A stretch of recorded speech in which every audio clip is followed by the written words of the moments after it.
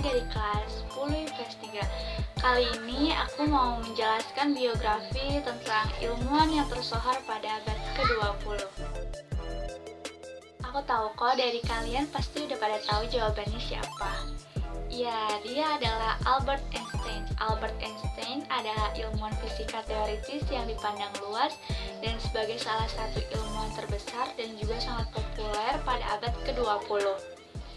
Albert Einstein lahir di Ulm, Jerman pada tanggal 14 Maret 1879.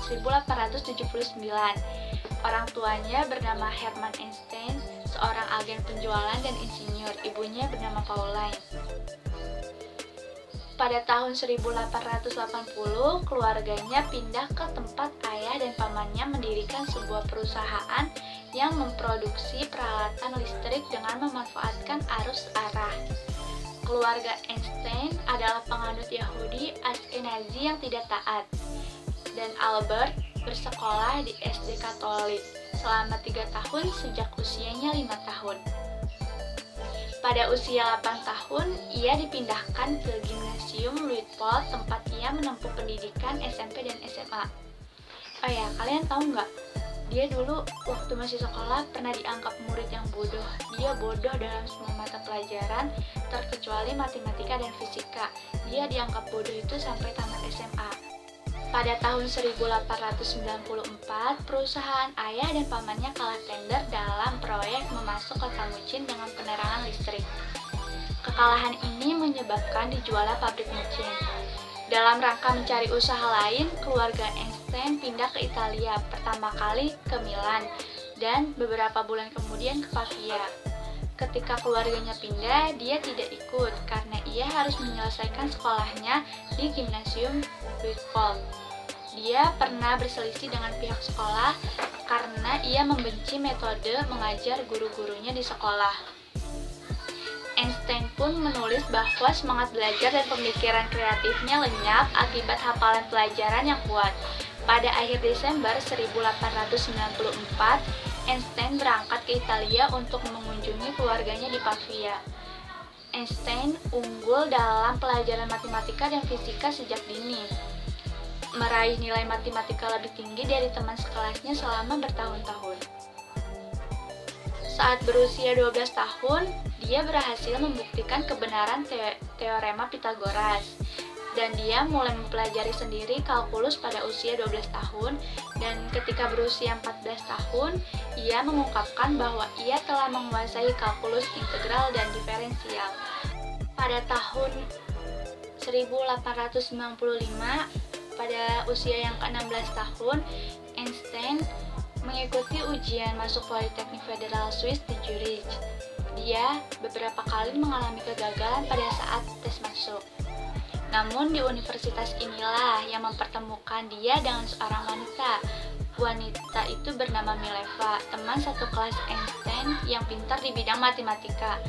Pada tahun 1901, dia beserta teman-temannya termasuk Mileva berdiskusi tentang sains. Dan sampai akhirnya dia jatuh cinta dengan Mileva, wanita berkebangsaan Serbia. Mereka pun menjalin asmara sampai Mileva melahirkan seorang anak bernama Liseri yang lahir di bulan Januari 1902. Tetapi sang putri di mata negara tidak sah karena sang orang tua tidak menikah, sehingga pada tanggal 6 Januari 1903 mereka menikah dan kembali dikaruniai seorang putra bernama Hans Albert Einstein yang lahir pada tanggal 14 Mei 1904. Setelah lulus dari Institut Teknologi Swiss Federal di Zurich, Einstein mulai mencari pekerjaan. Dia melamar sebagai pengajar atau peneliti di alma maternya, tetapi selalu ditolak karena dia cenderung tergesa-gesa sehingga hal tersebut membuat profesor pembimbingnya marah. Pada tahun 1904, ayah dari teman satu kelasnya menawari dia bekerja di kantornya, yaitu sebuah kantor paten Swiss. Dan Einstein mendapatkan posisi sebagai asisten teknik pemeriksa. Tugasnya adalah meneliti alat yang akan dipatenkan dengan pengaplikasiannya secara langsung. Hal ini sangat lebih penting bila dibandingkan dengan teori usaha secara membelit. Pada tanggal 30 April 1905, Einstein menyelesaikan tesisnya yang dibimbing oleh Albert, profesor fisika eksperimental. Setelah itu, dia dianugerahi gelar PhD oleh Universitas Zurich dengan tesisnya yang berjudul Determinasi Baru Dimensi Molekuler. Saat itu juga, Einstein menulis 4 buah artikel yang di dalamnya berisi tentang dasar fisika penjelasan dari tesisnya. Teori yang terdapat pada tesis itu diantaranya adalah efek fotolisis dan teori relativitas. Karena artikel inilah ia mendapatkan penghargaan Nobel. Selama beberapa dekade, Einstein berusaha menemukan permasalahan yang diinvestigasi secara mendalam. Hasilnya adalah bukti empirik pada atom. Tapi ternyata kehadiran bom atom justru disalahgunakan oleh negara-negara yang terlibat perang. Puncaknya ialah ketika kota Hiroshima dan Nagasaki dibom atom oleh sekutu. Sedangkan untuk teori relativitas memiliki arti jika suatu benda yang bermassa diberi kecepatan cahaya pangkat 2, maka akan menghasilkan energi yang begitu besar. Dengan rumus E sama dengan mc kuadrat, di mana simbol E adalah energi, m adalah massa suatu benda, dan c adalah kecepatan cahaya. Karena teori inilah, Einstein dikenal para ilmuwan sampai sekarang.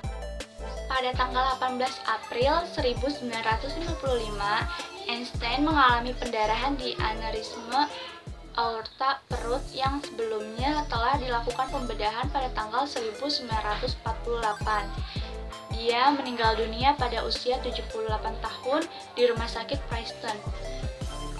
Selama proses otopsi, para ahli patologi dari rumah sakit yakni Princeton Thomas SH mengambil otak Albert Einstein untuk proses pengawetan, dan hal tersebut ternyata dilakukannya tanpa mendapatkan izin dari keluarga.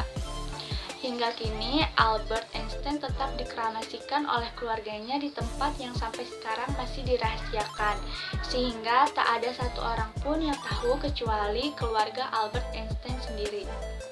Dari Albert Einstein kita belajar, orang yang berani gagal berarti mereka adalah orang-orang yang tidak takut untuk keluar dari zona nyaman.